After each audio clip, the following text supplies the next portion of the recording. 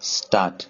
Mr. Vice Chairman, Sir, as I said on the earlier occasion when the Minister had moved a bill concerning the gratuity, in this bill also I can only lend my limited support. The Minister has been trying hard to improve the working condition of the working people of our country, but the provisions that are sought to be framed fall too short of the requirements. Therefore, this bill is of course an improvement, but it is half-hearted, partially, and is not going to meet the requirements of the situation. I say this because in a society where profit motive is the prime factor, the security and working conditions of the working people is bound to suffer and get neglected. Therefore, in a society of capitalist structure, the owners of the factories only mind for profit, and while running for profit they neglect tremendously the security and safety measures. Therefore, it is natural that accidents are rising tremendously in our country. As it was told on the last occasion, every year about 3 lakh workers are involved in accidents. In my opinion, it is an understatement. Every year about men and women lose their lives because of accidents.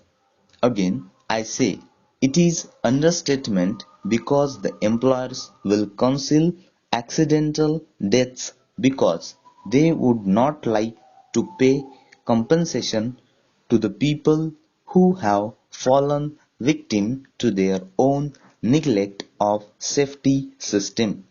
Para. So, last year when the safety measures conference took place, there was a conscious agreement among all those who attended the conference that the decision of the previous conferences regarding enforcement of minimum safety measures have not been implemented.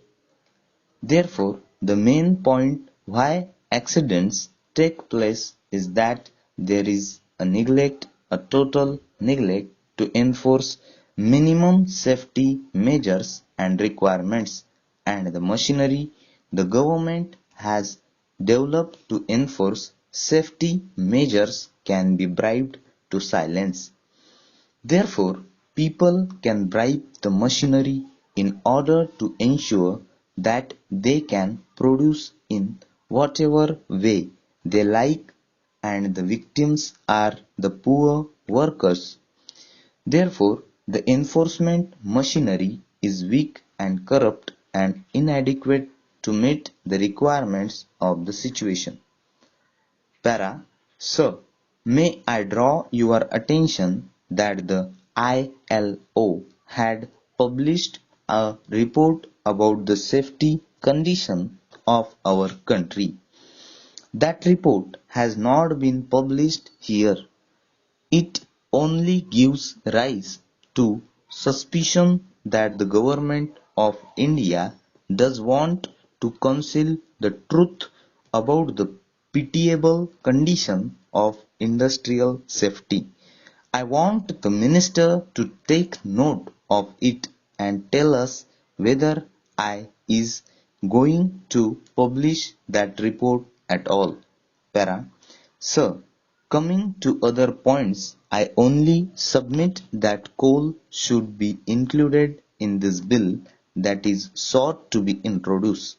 Secondly, I feel workers should not be selected by the management to be a part and parcel of the safety enforcement machinery because the master of industry will purchase the workers will bribe them and take their certificate over.